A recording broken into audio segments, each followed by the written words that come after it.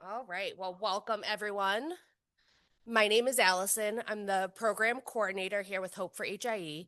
I'm also a peer mentor and a mom. My son is now just turned 9.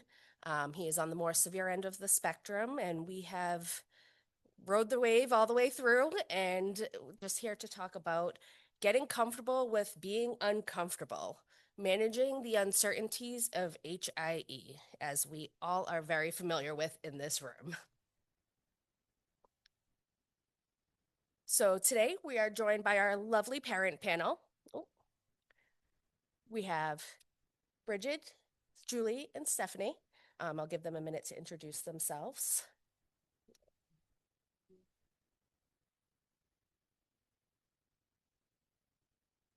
Hi, I'm Bridget. I, like all of you, I'm an HIE parent, but I think we might be, again, the black sheep in the group because we are on the more moderate to mild spectrum. So we have a much different perspective than from many of the families that we've interacted with this weekend. So I'm very excited to be here. So thank you for having me. And I'm Stephanie. I am an HIE parent to a 5.5-year-old little boy. Jake is on the severe end of the spectrum, and we come from the perspective of an adoptive parent. So that is kind of our little niche in the group. Good morning, everybody. My name is Julie Ndongo. I'm from Kenya. I have a 7-year-old HIE girl, um, and 3 others after her. Uh, so, so I lack the words. I'm so grateful to be here, and I think I'm sharing my perspective from the global perspectives, given that things are very different in Kenya from how they are here. Yeah. Thank you all. Thank you. So, as we all know, HIE comes with lots of uncertainties. We know the infamous wait and see that we're all told. We all know no two injury patterns produce the same outcomes, and all of our journeys are unique. As parents, by nature, we want to fix everything, especially in those early days. And HIE tells you, yeah, you got to wait. Can't fix this one. Everyone copes differently based on our personal experiences and our cultures. So when we lean on others, sometimes, our thoughts, opinions, the way we cope can differ, but we're all one big community. And with HIE being so complex, everybody is forced to make decisions, especially in those early days, that none of us ever anticipated. And we all make decisions based on love with the education and resources we have available to us at that time. I'm sure now all of us, especially those further along in the journey, look back and was like, I wish I knew that then. But trying to remind ourselves that we did the best we could with what we had available to us in that moment. We didn't have the education that we have now. So, looking at our Facebook community over the years, we've noticed that there's trends, right? We all like data. There's trends in our community. So, we've noticed that people cope in different ways, obviously, but they tend to fall into buckets, which we like to call phenotypes. So, a phenotype is an observable characteristic of an individual resulting from their interaction with their environment. We all cope in our journeys differently. There's no right or wrong way. These are just different trends we've seen that we'd like to point out because I know when I first read them, I was like, oh, I definitely have been every single one of these at different points in my journey. So, first, we have the information seeker. We all become Dr. Google. We all search and search and search and want to know all the information available to help us regain some of the control in the chaos. We have the vigilant watchers. Everybody, I know this was definitely me in those early days, recording every subtle movement that I wasn't sure about, reaching out about everything and anything. At one point, my son's neurologist was like, babies do weird things. I get it, but they do weird things. And I'm like, yeah, but I don't know. This is kind of really weird. The optimistic minimizers, again, and some of these, I have been all of these in the same week. It really depends on the moment where we survive through focus and, optimizing. Everything's going to be all right. We're okay. Everything's going to be fine. I feel like that was especially in those early days before we received any secondary diagnoses. Comparison seekers. We all want to find our HIE twin that's a few years in front of us and compare and say, well, they're doing this. Maybe that will help us. Little do we know, we're all unique. Everybody responds to things differently. The meaning makers. This becomes our identity. We want to help. I know some of us are peer support mentors. We all want to make good out of our trauma and what we've been through and help others along the way. Grief dominant copers. This was me in the very, very early days in the NICU. We were all shattered. We received news we never would have expected. We were told, we don't know. And that's really hard to deal with. And as time goes on, this definitely pops back up as different milestones come, grade changes. My son's now 9, so like my friends' kids playing baseball, football, doing competitive hockey, all the things. We have our, miracle team on Sundays. It's just different. This is really touchy today. Present focused survivors. I know this is me every time we're inpatient. Any sickness that pops up, we stay in the moment. We take it 1 hour, 1 minute at a time some days. Those early days, when we first got home, had no idea what we were doing. It was like, we're going to get through this next hour. We're going to survive. And as most people in this room are familiar with this, this is a kind of an outline of our journey in the early days through immediate post-NICU transitions. We come home. Some of us came home with equipment, some of us didn't. We're all told, take them home, love them, care for them. What does that mean? Researching for answers. Finding that HIE twin, like I said. I know I was those early days, especially that first year. Okay, so who has global brain damage? What are they doing now? What do they do? How did you do that? What therapies did you do? And we've all fallen down the rabbit holes. Early intervention, with its part of early steps, wherever it's called, where you live, the therapies. Do we do an intensive? Do we find this new therapy? Or am I doing too much? And like the fix it, the trials, the treatments, the cure seeking. So as we all know, social media is the peer pressure and the guilt of, well, they're doing this and that maybe helps. Why didn't I do that? But we all know that that's not healthy either. With the comparison in we all don't come from the same resources. We don't all come from the same financial backgrounds, the same support systems. Sometimes those additional things aren't going to fit for your family, and that's okay. You're doing the best you can with what you have available to you. Then we find resourcing, like we had talked about a little bit earlier in the advocacy, resourcing, the financial, the resources, then dealing with the emotional burdens and the mental health strains, as Laura had touched on. And again, with Laura, did the identity shift. At what point in your journey did it become the acceptance? This is what life looks like. We're going to keep doing everything we can to give them the best life possible, but this is what it is, and this is what we deal with. And then long-term adjustments, things pop up, new diagnoses, repeating, you got seizures under control and now they've grown up and hormones have kicked in and that medication's not working anymore. How do we adjust? How do we change? Knowing that things happen, it's nobody's fault. Your journey just shifted. Nobody failed.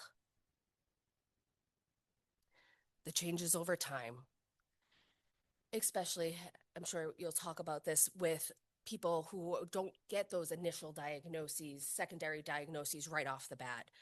Things go on, you're like, oh, we're in the clear, things are good, we're one, we made it through. Then, school age pops up and, learning attention disorders pop up. Then puberty might kick in and other things happen with hormone changes. That's life. We all change in our life, not just our kids. You know, if we look at any neurotypical kid, they change. And parents can't predict how they're going to change. We have kind of a heads up. Hey, this is the potential in your future where, you know, some people get blindsided at ages 5 or plus with additional diagnoses with no unwarning. But this doesn't mean your child has lost progress, you failed. Things have just shifted, things have changed. So now we're going to turn to our lovely parent panel up here. So some of the questions I have for everyone and myself included. What phenotypes did you most relate with? Did you find yourself bouncing back and forth like I know I did? How have you navigated unexpected challenges in this journey? How have we all found community, whether that's within Hope for HIE, your local community, your family? Who did you lean on? What did we all wish we knew earlier? And what has helped you the most with the unknown? And this is definitely meant to be a discussion. We don't have to answer all the questions right off the bat, but you know, our journeys are all so different, but we're also similar at the same time. So I love to hear everybody's perspective, especially we have quite the array of families up here. So. Okay. I definitely bounced around between a lot of the different phenotypes. I'm very much someone who seeks to help give information to other people. I'm one of the peer mentors. And one of the biggest things that I use to deal with the uncertainty is to remember how important it is to be present every day. That if we look at each day and say, I want to look at the end of the day back at today and say, I don't regret anything. I took that trip with my child. I made him laugh. We went to the park. We went on a walk. We, advocated to get him into the right schooling situation. I just try to make sure that we do whatever it is that we need to do so that at the end of the day, I look back and say, this was a good day, even if it was a hard day. Okay, I think for the phenotype, the first 5 months for me were a blur because I really didn't know what had happened to her at birth. We never had the term HIE. We didn't get a diagnosis. We went home thinking our daughter was okay. But it happened that most of some friends and family members also happened to give birth around the same time as us. So I would notice their children are doing things our daughter was not able to do. So for me, I'd say I was mostly confused and in denial. And in our setup where there are a lot of, will I say, myths and misconceptions, and people are always trying to fix things, and most of the questions will be, what did you do wrong? Didn't you push hard enough? It always felt like anytime her birth story came up, it was coming back to me. What didn't you do right?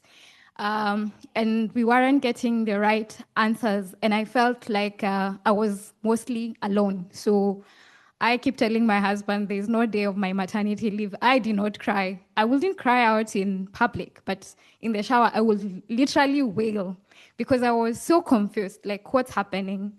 Why does my daughter she will screech. Like, I never had a neurotypical baby make such a sound. And when I bring it up during her appointment, I will be told she has colic. And I'm like, no, something is wrong. She has colic.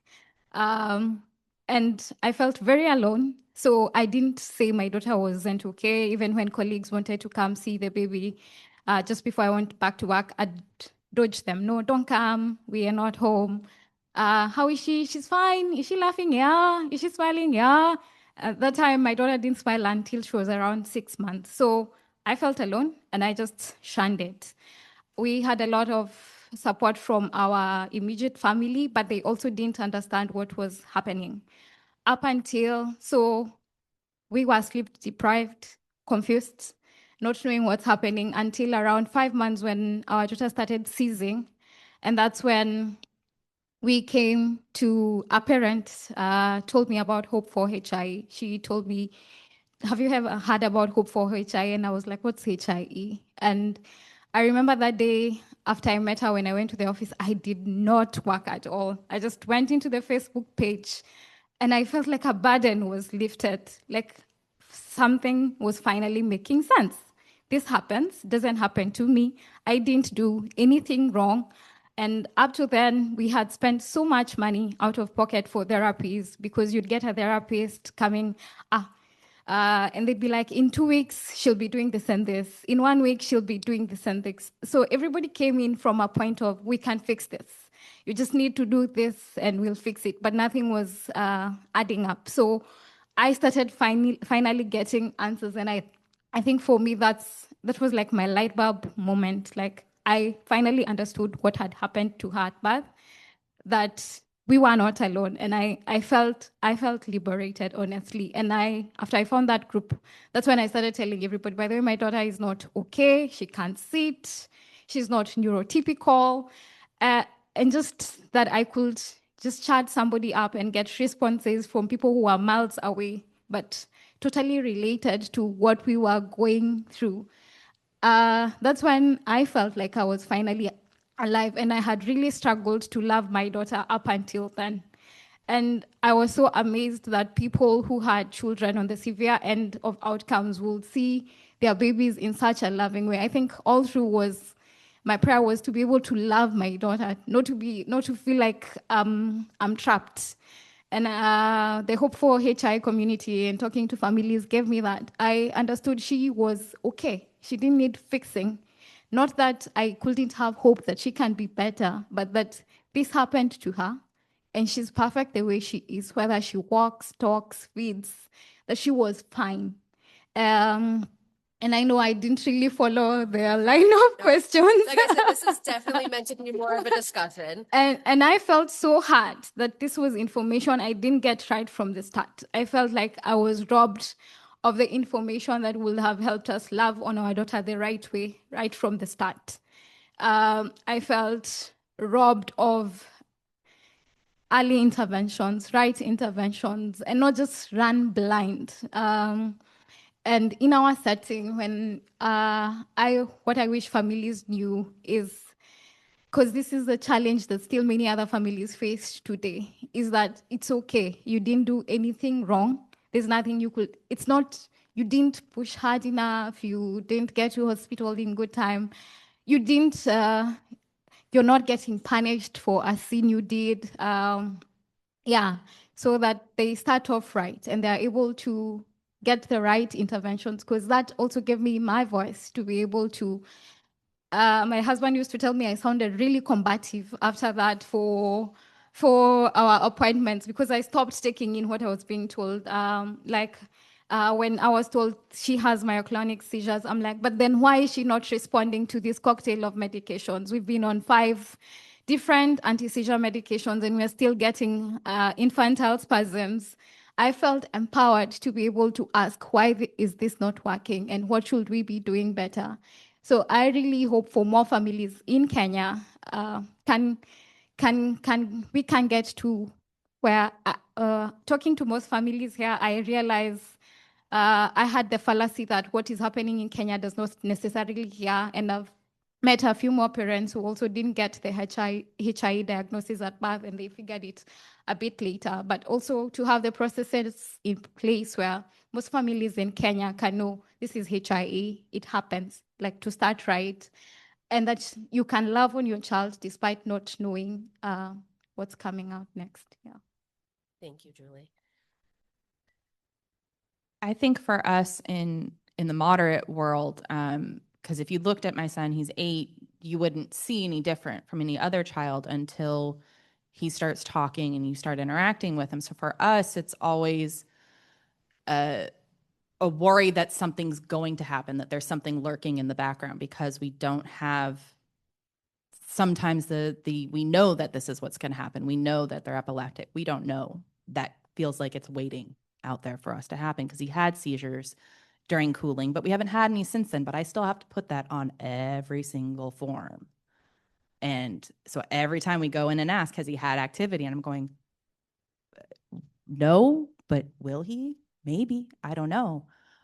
So yeah, we fall into the phenotype, the bucket of kind of all of the above. And in that first year, I kind of did follow because it was new. I didn't know what this was. No one kind of gave us a clear direction or answers for what was happening. So I trusted it. I followed everyone. I regret that. I wish I had pushed more. I now hate the term, we'll wait and see. We'll watch and see. We'll monitor and see. I regret it. I wish I had had enough to say, no, I know my gut isn't feeling right here. He's not talking. Why isn't he not talking? Well, he has some words. Okay, great. I look at him compared to his other peers in preschool, and they're doing soliloquies from Hamlet, it felt like. My child, we could maybe get a couple words from, do you want to build a snowman? That didn't feel right. Now I've become that mom, and in the IEP meetings that goes, absolutely not, try better, do better. I cannot stand and wait for anyone to wait and see anymore. And I realized it had to be me that did it because every one of our team around us, while they're amazing and wonderful, they're not pushing for him because he's a patient and he's my son. And there's a big difference between your patient and your child. And so I reached out. I'm in our hospital on the patient advisory council. I sit with families. We're lucky in our hospital in Orlando that they invited the graduate families to come in. We're the only HI family. We're the only full-term family on this council. I can't speak to a lot of things that the preemie families talk about, but I can speak to that advocacy for yourself of if you haven't moved from bedside, that you're seeing trauma happening in real time. I'm telling our providers that, I'm telling the nurses that. You have to look at the parents. You have to see they need to go up, they need to walk, they need to go to the bathroom, they need to do these things, even if like climbing Everest was combing my hair that day while in the NICU. So we go and do that. So I'm working with those families of trying to get them to not necessarily be in a bucket, but realizing that there are buckets because they're at that time, they don't even know. And so in that moderate world, I feel like, we talked a lot about Holland this week or this weekend, and that doesn't register for us because we're not in Holland, but we're not in Italy.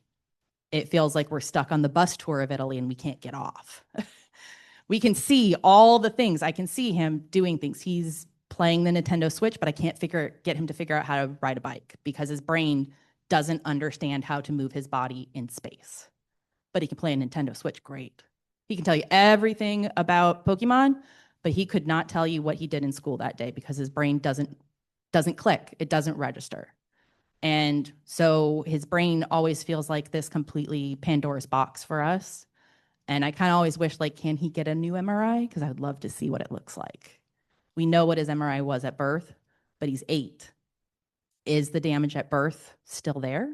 Is it not there? Because newborn brains are amazing and they build new pathways and they're constantly changing. They're flexible, but he's 8 now. We're coming and starting into puberty. We're starting that realm. We're not there yet, but it's on the horizon. I can see it. And I can see I'm 5'10" and he's up to my shoulder now. He's huge, but he's not like his peers at all. He has zero interest in reaching out and connecting with other kids. It never occurs to him to do that. And we have to teach him how to do that. I've learned so much now in the therapies that there are so many things that I didn't realize were not inherent skills. I have to teach him how and model how to process emotions because his brain doesn't know how to do that.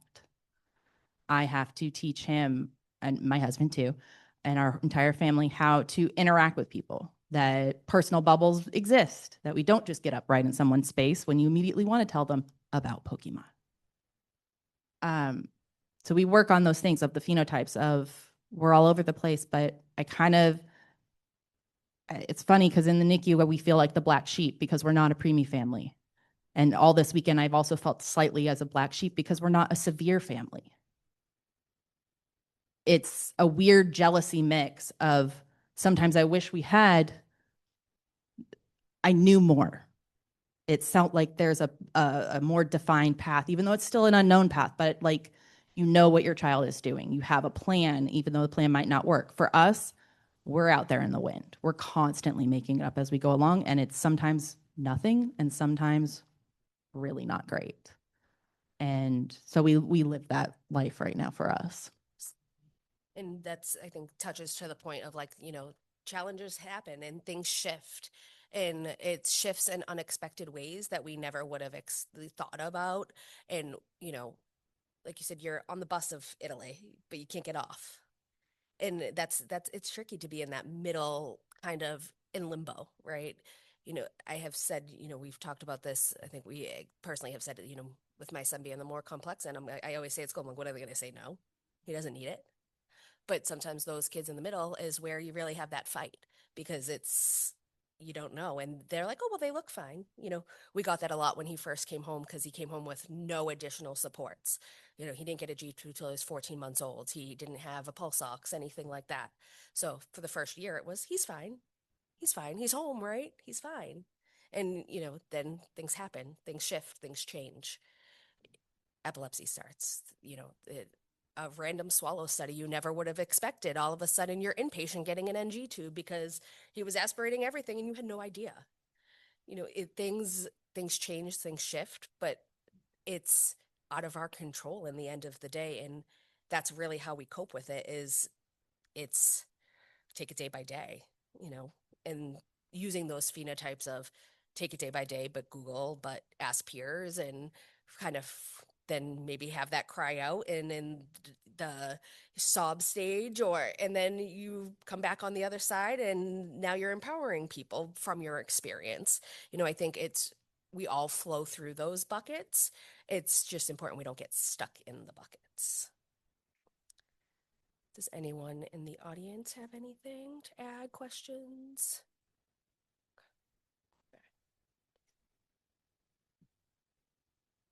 I don't have really a question, but it's probably a good time I can add. My son's more on the mild side, resulting. He was more moderate, severe at birth. And I can definitely relate on the like that you're waiting kind of for a ball to drop. Like there's he is at risk for like the seizures in the future. He's at risk for chronic kidney disease, things like that we're just, kind of looking out for. But I think there's like a different struggle. I know with having a mild outcome just because he looks and can act like neurotypical kids and kids that haven't had HIE. You want to say hi? No. Okay. Because I think it's just that people don't know and it's not visible. Then they will treat him or assume that he doesn't have anything wrong. Dinosaur. Okay. So, and then I think that brings other struggles too with Pokemon. okay. His two favorite things. That can bring struggles that I'm thinking about. I'm a planner, so I'm thinking about with school because I think we're gonna probably have a struggle with that because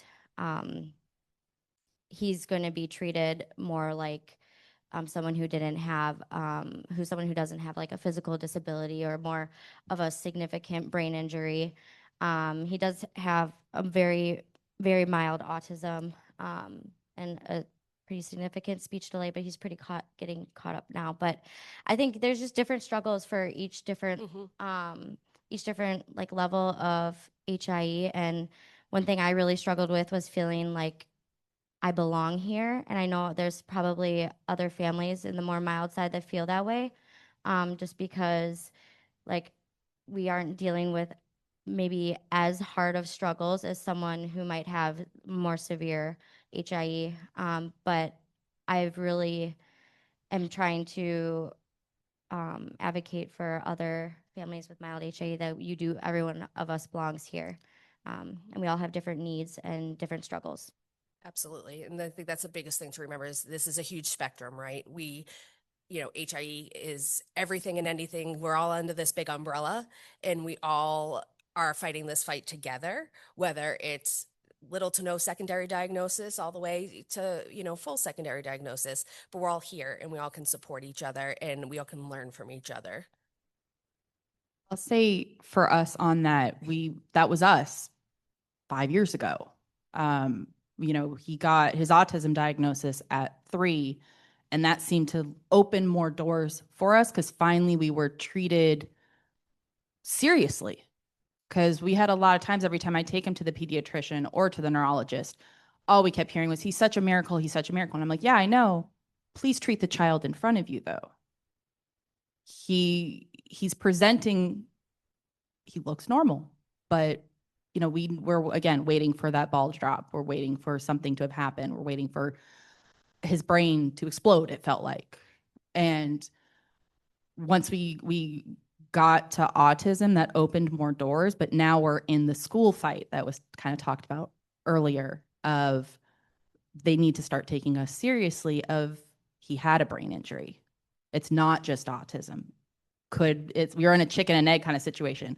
Was the autism more the domino started because of HIE? Was it always kind of there and this was the tipping point, or would we have always been in that? Or is his issues that he's struggling with in attention and endurance related to autism, or is it HIE? Is it both? So I definitely identify with that. And we're in, like I said, we're not in Holland, we're not in Italy. We're in this weird gray area between the two of them. So yeah, we've always, waiting forever, everything. Yeah.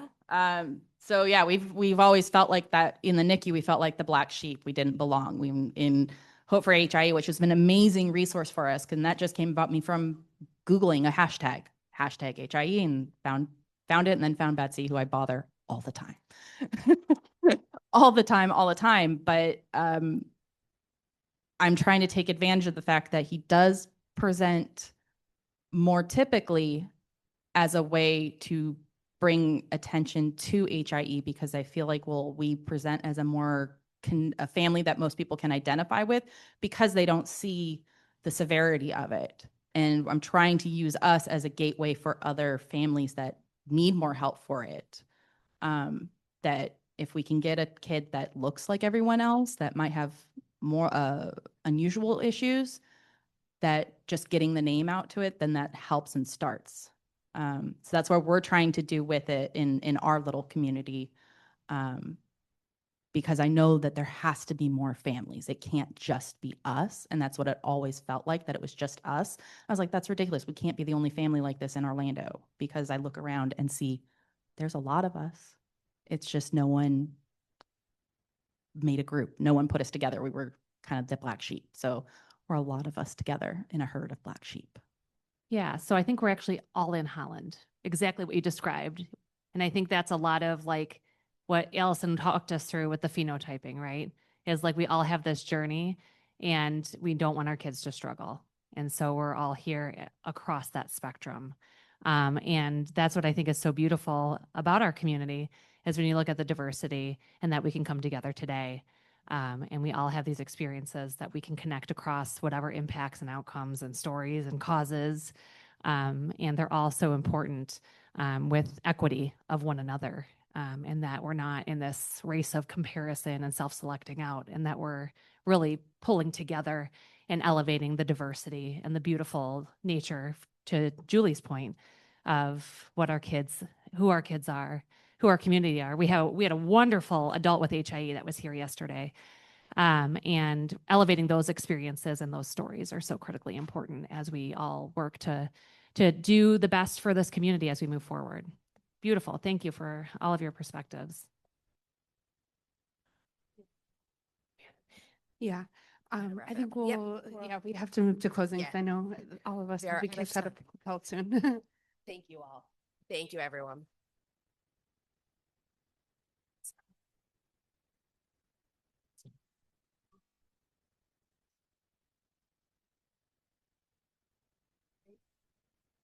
Thank you so much. So Betsy, if I can welcome you up to do our final closing.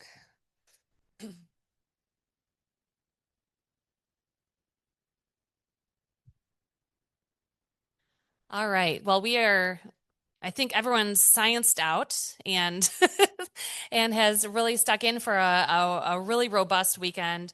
I hope everyone walks away from this with new connections, a new sense of community, inclusion, belonging, and a power of community, of coming together to change the world for HIE. I just want to thank one, Maggie, and two, Mary, who's working the PAS booth right now, for really being the incredible drivers of all of this.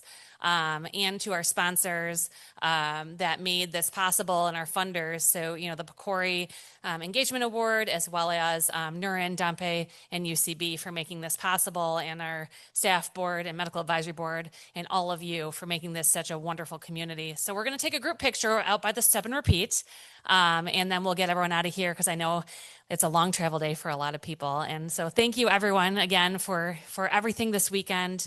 And we hope that this is a start for even more growth together.